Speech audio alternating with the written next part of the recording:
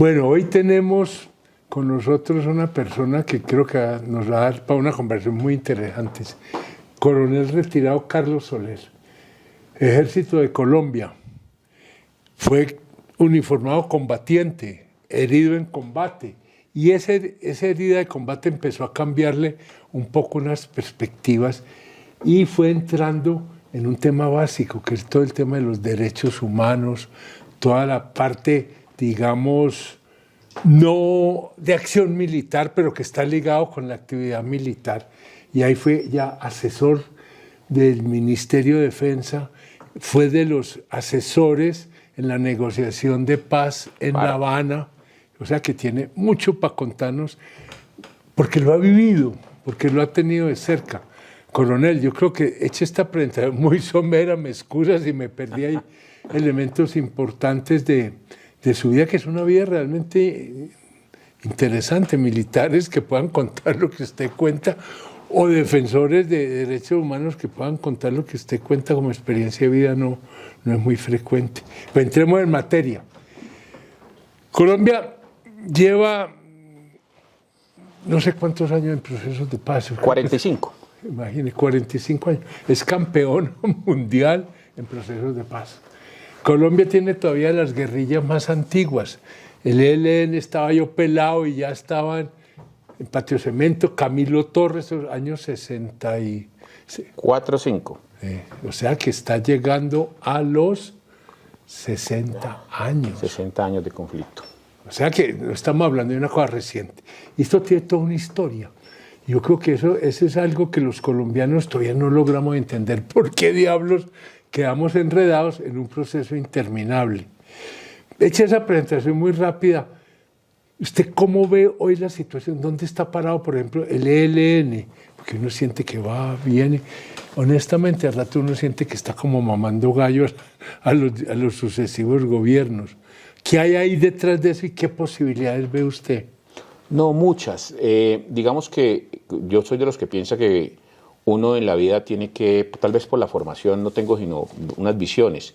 Muy rápido también le cuento que me gusta catalogarme como defensor de derechos humanos y constructor de paz. Tengo una maestría en el tema, en construcción de paz con Javeriana y UPIS, Universidad de Paz de la ONU, pero uno tiene que ser, o uno vende pañuelos o uno llora. Yo pienso que la visión aquí es, hay que vender pañuelos, o sea, aquí hay mucho, no hay que llorar, hay que construir. Y desde la construcción de paz uno tiene que decir que hay esperanza.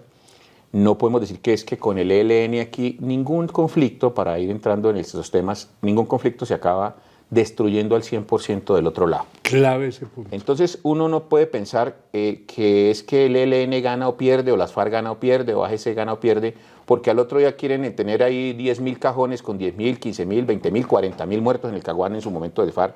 No. ¿Qué es el punto de inflexión? Es llevar al otro, a la amenaza, a la contraparte, llevarlo a debilitarse a menos del 50%, se llama punto culminante en estrategia. Cuando usted logra disminuir, o porque le capture, o porque la presión de las operaciones hace que se deserten y se vuelen, se entreguen, todo esto a menos del 50%, lo que logra es que el otro busque negociar. Ya se abre el abanico de la negociación sin humillar. Es que la negociación no requiere humillación. Yo creo que aquí todos podemos estar de acuerdo en que Colombia requiere unos cambios estructurales en su modelo económico. Eso no es nada. Colombia es uno de los países más desiguales del mundo en distribución de riqueza. Eso no me lo inventé yo, hay que peleen con la OCDE, los que no les guste. Pero hay que saber quién hace qué y cuándo hace qué. El ELN viene negociando con los últimos 6 gobiernos. Ojo con que hay no de 4, sino hay 2 de 2, el de Álvaro Uribe y el de Juan Manuel Santos. 32 años, más uno de Petro, 33 años. Y ustedes recuerden, un poco los que se acuerdan del diálogo de Tlaxcala, México, ustedes acuerden que los llevaron a dar vuelta por el mundo, ustedes acuérdense que Maguncia fue con el ELN, acuérdense de las gestiones de los Werner Maus, en todo este tema, y Alemania siempre ayudándonos en estos temas. La Iglesia también ayudando en estos temas de amigable componedor. Algunos dicen que no, que teólogos de la liberación. Eso es echarle un poco gasolina al fuego. Yo pienso que aquí hay mucha gente que te puede ayudar, los que saben de este tema, pero también pienso que ha habido mucha ingenuidad. ¿Por qué? Porque todos los procesos... No, mire, usted dijo algo muy importante, doctor. llevamos 14 procesos de justicia transicional sin transición. 14. O sea, es que Colombia es campeón mundial. El Frente Farabundo Martí para la Liberación de El Salvador, un proceso. Chile, un proceso. Sierra Leona, un proceso. Nicaragua, un proceso. Y aquí llevamos 14 y no construimos paz. Y es por la complejidad misma del conflicto, del país. Por las bendiciones de este país. Es que este país es muy rico. Es demasiado diverso. Entonces, como es tan diverso y tiene tanto oro, tanto coltan, tanta gasolina, tanto industrial. Hay tanta tentación ahí. Hay dinero y hay tanta coca. Entonces allí empieza, en su momento, la guerrilla más grande de todo Sudamérica y Latinoamérica en el continente era las FARC. Ustedes recuerden esa foto en el Caguán, donde veía la revista Semana, sí se veía una cantidad de... Se veía de fondo, habían 40.000 hombres en armas allí, en esa zona de despeje. A los diálogos de paz de La Habana llegaron 13.000, de los cuales eran 7.900 combatientes con fusil, 3.000 en las cárceles y 2.100 algo de milicias. Allí está toda la estructura, o sea, se desmembró quedó menos de un tercio de lo que tenían en el Caguán. Claro que tenían que negociar, se tocó el secretariado, se dio de baja a Cano, se dio de baja al Negro Acacio, se dio de baja a Raúl Reyes. El secretariado sintió que los estaban por fin apretando. Entonces, la fuerza militar hizo su trabajo, el alto comisionado hizo su trabajo, son dos roles diferentes, pero me parece que en esta negociación se están confundiendo los roles. Yo veía en su momento muy el alto comisionado Danilo entrando a cosas de defensa y defensa un poco queriendo construir paz, tampoco se frenan las operaciones militares, se salen los decretos al cese al fuego. Yo hoy no sé si se hicieron mesas para evaluar el pro y los contras, pero frenar la embestida y la posibilidad del golpe militar los deja muy tranquilos, es decir, nada los preocupa. Y si llevan 40 años sin preocuparse, pues hoy ahí quedaron el ELN que estaba antes del gobierno de Petro, estaba el Comando Central en Cuba, estaba la DINAL, la Dirección Nacional en Venezuela con Pablito un poco controlando y cada frente federado. Muy golpeados, la verdad, porque han entrado en confrontación con FARC, con disidencias de FARC, habían entrado en confrontación en el Chocó con AGC, o Clan del Golfo, como se les quiera decir, pero lo importante es que quedan libres, recomponen mando y control, reclutan, compran camufladitos, ya los ven camuflados más pulidos, ya más gorditos, ya nada les ataca, la fuerza militar no los podía atacar. Entonces, pues no tenían afán. Dijeron, no, esperemos. Hay un parangón en construcción de paz que dice que los grupos armados ganan cuando no pierden y el Estado pierde cuando no gana. Claro, sí. Porque es que el Estado tiene 4 años y ellos le miden la temperatura a todos. Pues, hemos estado 30, podemos estar otro. No tengo afán. No, es que fíjate, una cosa, Carlos, que hablábamos ahora y tú la acabas de poner de alguna manera, es que en los procesos anteriores se territorializaba, digamos, la política, ¿cierto? Todavía en unas zonas que se llamaban zonas de despeje, en fin, sí. Concentración de los grupos guerrilleros. Hoy en día, de alguna manera, es en todo el país, ¿sí? Colombia por zona de distensión. Exacto, entonces la capacidad de moverse el ELN ahí es muy grande y la imposibilidad de ejercer sobre ellos control y restricciones, pues se vuelve una simple quimera, ¿cierto? Es decir, este proceso favorece enormemente, por lo menos, a la permanencia del ELN en acción. Y a que entren a una confrontación, mire, uno sobrepone las áreas conflictuales en este momento. Arauca, sí. El Catatumbo, parte de un pedazo de Antioquia, hacia el Magdalena Medio. Sí, señor. Y empieza a haber problemas hacia la Sierra Nevada, allí empieza a haber unos problemas delicados, el sur de Bolívar, donde el ELN ha sido fuerte. Entonces yo decía, los campamentos históricos del ELN están en la serranía de San Lucas, Micoamado, sur de Bolívar, ahí este pedazo son los campamentos históricos del ELN. Entonces uno empieza a ver que AGC entra a confrontar allá con ellos. ¿Por qué? Porque AGC dice, bueno, entonces en Arauca, ¿quiénes pelean? El antiguo Frente Décimo de FARC con ELN y empieza a haber un tema desde Marquetalia, la otra FARC, allí y eso se le vuelve invivible a la gente en Arauca. Se vuelve invivible el Catatumbo por la misma dinámica, 3 actores o 4, y se vuelve invivible el Cauca, que es un polvorín en este momento. Hoy casi que hay más conflictos entre grupos de origen guerrillero que con el Estado que está pues está... Pero ¿qué es lo que hay allí? Si usted mira, son los grandes cultivos de coca. Para allá iba yo. ¿Y cuál es el nombre de la guerra? Es el negocio de la coca. Esa es la geografía que usted planteó, es la geografía del conflicto hoy y es la geografía de la coca. Y es un conflicto básicamente entre grupos de origen guerrillero, ¿cierto? Es un tema bastante delicado, grupos de origen guerrillero. Y ojo, AGC también venía de ser del EPL, ¿no? Recuerden que el Ejército Popular... Entonces, es que todos esos... Allí viene la coordinadora guerrillera Simón Bolívar, que es un poco donde uno empieza a empezar a tener que andar con mucho cuidado, porque es que académicamente uno lo puede decir sin echarle más tercio al fuego. Pero mire quién en los años 90, quién hacía parte de la coordinadora guerrillera Simón Bolívar. PRT, Quintín Lame, M-19, FARC y ELN, y EPL.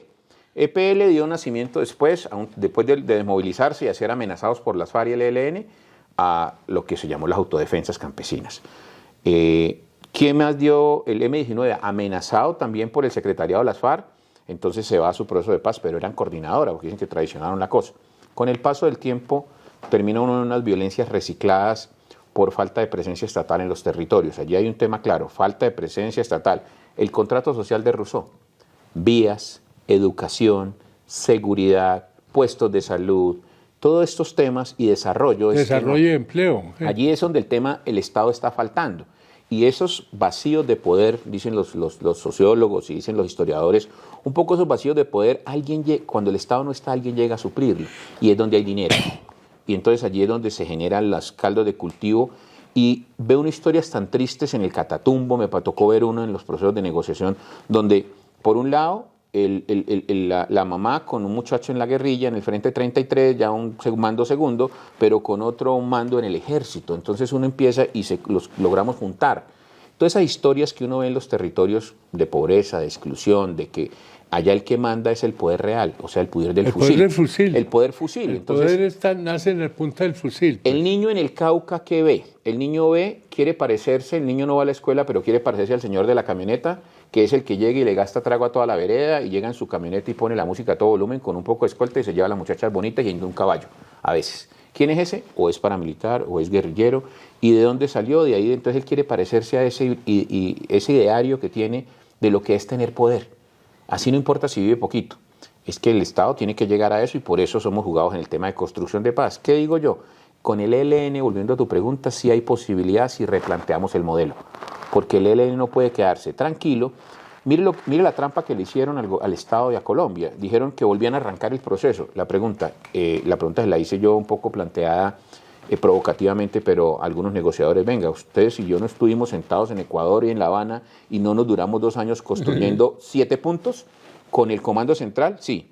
Y no es el mismo Comando Central, ¿quién falta? Son los mismos. Entonces, ¿por qué ahora, si ustedes son el Estado, no importa la ideología, vuelven a comenzar de cero y por qué no arrancaron en esos 7 puntos? Para volver a distender. Allí uno se da cuenta que no hay mucha intención, porque no tienen afán. Ellos quieren seguir en el diálogo perfecto, porque el ELN maneja lo que llama la ambigüedad perfecta. Sigue ahí hablando de diálogo, felices, tranquilos, haciendo sus negocios, manejando temas. Hay una ala ideológica, yo no la estoy desconociendo, para no ir a pelear con gente que yo conozco. Me dirá, no, pero usted por fuera desconocer. No, ahí hay una ala ideológica que era la que manejaba. En los grupos guerrilleros, ¿cómo es el tema? El político por encima del militar, siempre. Pero las FARC le dieron la vuelta a eso. Por eso el mono Jojoy se quedó por encima de Alfonso Cano. Entonces, ¿por qué? Porque tenían mucho dinero y no obedecían a las dinámicas internacionales de necesitar plata de Rusia o de China. Nada, ellos eran autosuficientes. Eran autosuficientes en Colombia. Y el ELN hizo lo mismo. Quedaron los ideólogos por debajo de Pablito, que realmente obedece a una dinámica mucho más económicamente narcotraficante. Y esto en buena medida surge por ese, ¿cómo decir?, ese encuentro creciente y definitivo entre lo que eran unos grupos guerrilleros de origen político con todas estas realidades de la economía ilegal, de la droga, del oro. El coltan, la gasolina. Entonces eso los fue desviando, digamos. Y hoy ya están en otro cuento. La guerra cuesta mucho dinero. La guerra es un desangradero. Entonces ya pueden ser autosuficientes porque estamos autofinanciados. Entonces, quieran o no, el ELN va a requerir, los grupos armados ilegales van a requerir una financiación que solo se la voltean a mirar y la tiene el narcotráfico. Ahí está. Entonces dicen, no, es solo gramaje, yo solo cobro aquí por la pasadita. Pero empiezan a meterse los mandos medios y todo. Yo hace 2 años les dije que, por ahí en unas conversaciones reservadas, les dije, mire, tengan cuidado que el ELN ya no es ese grupo ideológico que algunas personas lo ven como teólogos de la liberación, como el Cristo resucitado. No lo es. ¿Por qué? Porque por primera vez en la historia, el año 2022-23 generó más de 200 órdenes de captura por narcotráfico y solicitud de extradición para el ELN. Primera vez que el ELN, que siempre fue pristino, que siempre estuvo alejado del tema porque la orden era cero narcotráfico, se ve tan involucrado sus cabecillas en temas de narcotráfico. Eso golpea la legitimidad de cualquier cosa, claro, la que ellos quisieron conservar desde la ideología. Es decir, se les metió el narcotraficante en la cama.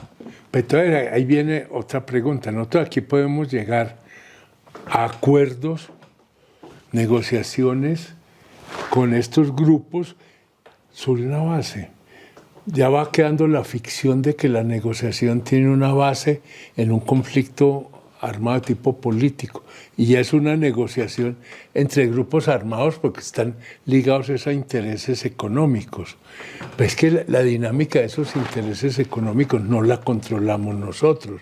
Es decir, aquí podemos firmar todos que no vamos a seguir con los narcocultivos, ¿cierto?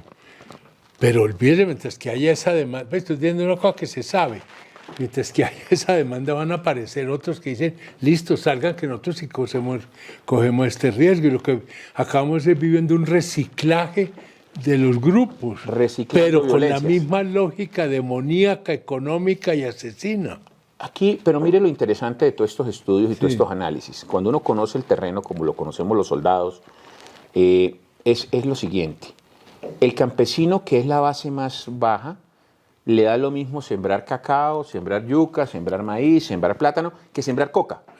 ¿Por qué siembra coca? Porque allá llega el narco y le pone el billete y se la compra. Entonces allí el Estado tiene que entrar a competir con el desarrollo territorial. Carlos, ya estamos terminando, no el tema, acabó fue el tiempo. Y a mí sí me está rondando una pregunta a lo largo de toda esta conversación tan agradable que hemos tenido. Si hay alguna posibilidad de que finalmente se pueda llegar a unos acuerdos de paz con el ELN, porque es que es ya una historia muy larga y con resultados mínimos, por no decir que nulos. Lo que no podemos es seguir reciclando violencias y no podemos seguir abusando de la intención del gobierno nacional, de la necesidad de paz de los territorios y los campesinos y de las buenas formas y prácticas de los colaboradores, digamos, del gobierno de Alemania, de la Iglesia, porque se ha ido dilatando y dilatando y dilatando. Ya midieron al gobierno. 2 años midiéndolo. Yo tengo mucha fe en el proceso con el grupo del ELN que está allá alrededor de Pasto y Piales, porque en Nariño, porque ese grupo, el líder, el cabecilla, para que no se incomoden algunos, dice que sí, y yo lo veo que sí, y Oti Patiño dijo sí, y vi un decreto por ahí antier que van para adelante con ese diálogo regional. Esto nos da la fortaleza a que muchos se sumen a esa idea y que muchos vean que sí es posible una paz con el ELN. Ellos hablaron de desmovilización, de concentración. El tema de la entrega de los fusiles, al fin y al cabo, si quiere, déjelos al lado de un palo de guayabo y que venga la ONU y los recoja. Pero el tema no es tanto empezar a pelear por el fusil, es cómo yo transformo el territorio bajo el concepto que has venido desarrollando, que es llevar el desarrollo, la paz, la estabilidad del territorio a través de unos modelos productivos que aceleren el atraso en el que se han tenido los territorios. Es una necesidad y va de la mano de seguridad, fuerza pública, vías, todo lo que hemos venido hablando, placas huella, internet, apoyo agrícola, y tú cuando hablábamos esbozabas algo como el IDEMA o como Almaviva o como algo así. Todo el tema del mercadeo. Yo pienso que vengo del mundo agropecuario y ahí hay un dicho, el problema no es producir, es vender. Entonces, el campesino produce, pero esas cosechas, si no hay toda una estrategia de comercialización, que lo hizo el IDEMA en su momento. Hagamos un IDEMA nuevo porque la necesidad persiste. ¿sí? Claro, el campesino es el más vulnerable allí. Claro. Y fíjate que las cosechas se pierden y una pérdida de cosechas para un campesino es el final de su suerte. Pero fíjate que ahí está saliendo, yo creo que es una cosa importante, porque uno a veces oye discursos que dicen, no, es que el problema es de la tierra, no, es que el problema es la comercialización, es el conjunto de acciones que tiene que desarrollar el Estado. Y es también el ejército, es la seguridad. Ahí nadie puede quedar por fuera, pero tienen que estar armonizados, coordinados. Y las realidades del territorio van diciendo mucho cómo nos coordinamos, porque de pronto nos coordinamos distinto en el Huila que en el Cesar. El famoso, ¿por qué 14 procesos de justicia transicional? Y que lo digo un poco como le decía hace rato conversando, que hay gente que... Pero hay que decir cosas que pongan a la gente a pensar.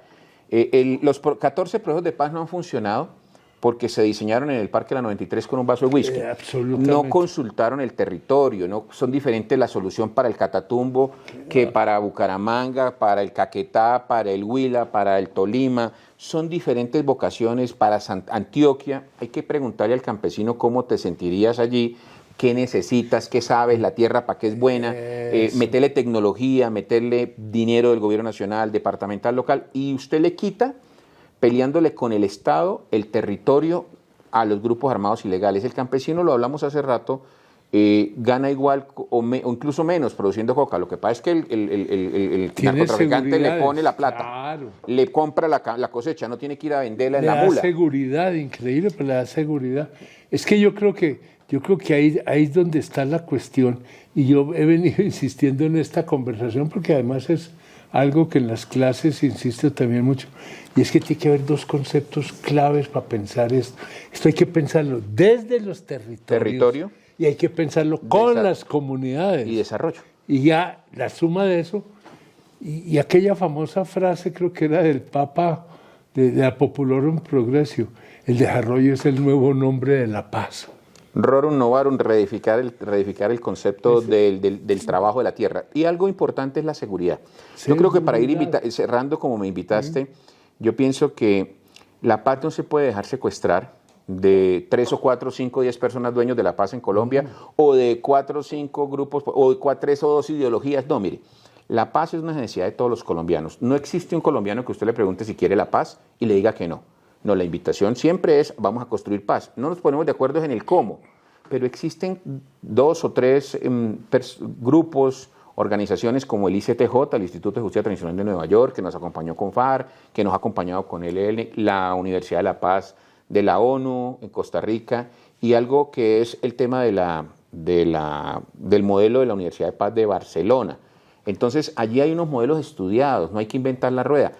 Tiene que sí o sí haber un cambio, tiene que haber concentración. Veo con buenos ojos que ya se está empezando a entender, porque si usted deja a los grupos armados con un fusil, libres por Colombia, para las operaciones militares, que es a lo que le tiene miedo, y ellos vienen y se le paran adelante a los soldados, el campesino no entiende. Que dice, oiga, tan corruptos los soldados, mire, la guerrilla en la esquina y los saluda y no les hacen nada. El campesino no entiende que existe un decreto que le prohíbe a los militares y policías atacarlos. Entonces los otros vienen y reclutan, extorsionan, boletean, se crecen, tienen más billete, negocian coca. Un tema muy delicado para la paz es que no hayan reglas de juego y dejarlos sueltos, protocolos de cese al fuego, verificación con el mecanismo tripartito y garantes internacionales. Pero llegamos, dijo la Defensoría del Pueblo, 270 violaciones al cese al fuego y no pasó nada. Entonces, pues tiene que haber una consecuencia. No, es que fíjate, es que es la realidad. La vivencia que puede tener las comunidades campesinas es, el Estado no está. La autoridad se replegó. ¿Quiénes están?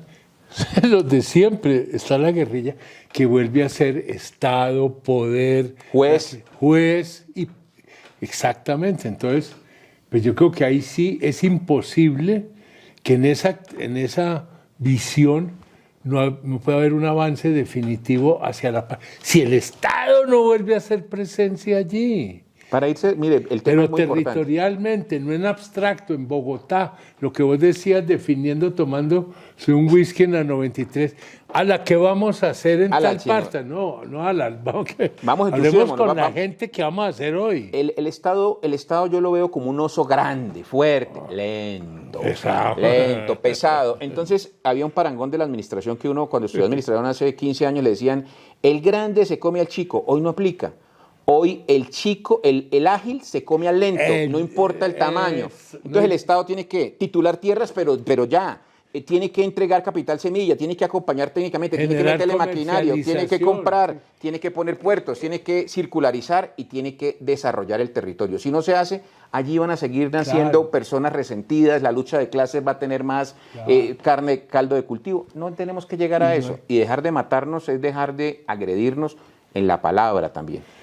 Y no hay fórmula mágica, no es solo uno de estos elementos, es la conjunción organizada de esos elementos desde los territorios y en asocio con las comunidades.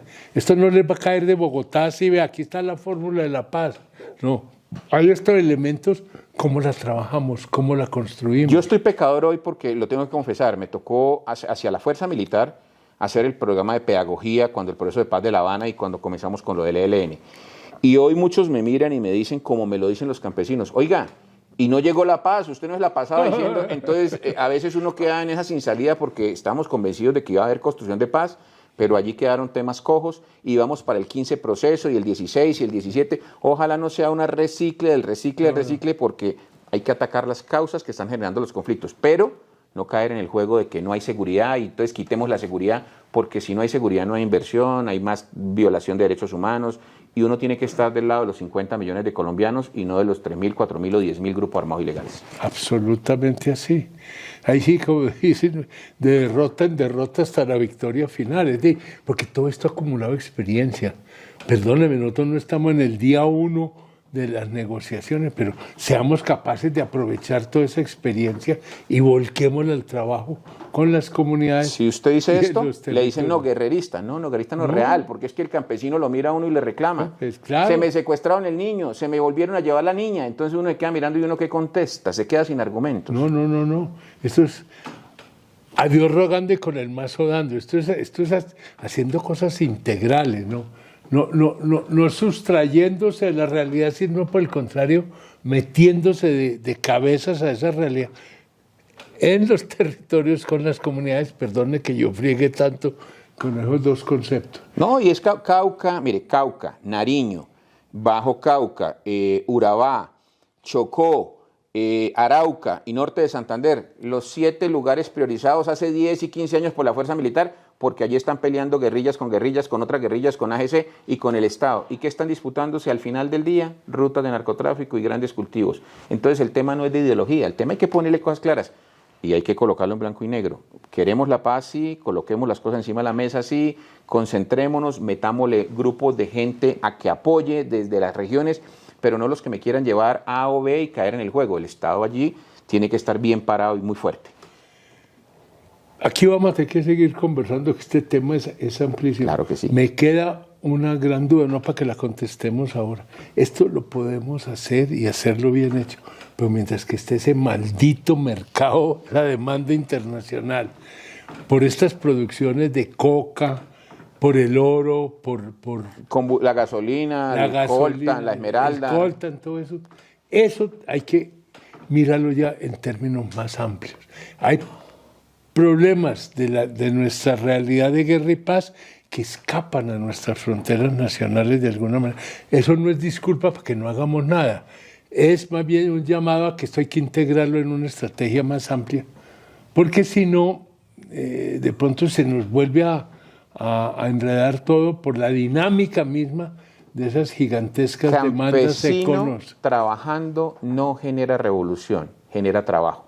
Pero hay que llevar el trabajo y hay que dignificar el trabajo, hay que pagar lo justo y hay que comprar las cosechas lo que es y hay que acompañarlo para desarrollar el campo. Sí. Y tenemos que ser capaces a ese nivel de competir inclusive con las economías ilegales. No, y les ganamos. Hay que ganar. Donde es fuerza, desarrollo, convicción y comunidad. Perfecto. Vamos para adelante. Oiga, Coronel, muchas gracias, muchas No, gracias. a ustedes muchas gracias por la invitación y realmente es importante convencer a Colombia que sí hay futuro, Hay futuro. que sí hay trabajo por hacer y que nos toca hacer la tarea. Y parte de hacer la tarea es no quedarnos callados cuando algo no nos gusta. Hay que impulsar el tema, pero con argumentos, no atacando ni agrediendo al otro. Y no estar buscando a los responsables por otro lado. Y aquí todos somos, de alguna manera, Responsables. actores fundamentales, responsables. Esto no podemos evadir esta realidad. Bueno, vamos hasta la próxima y muchas gracias.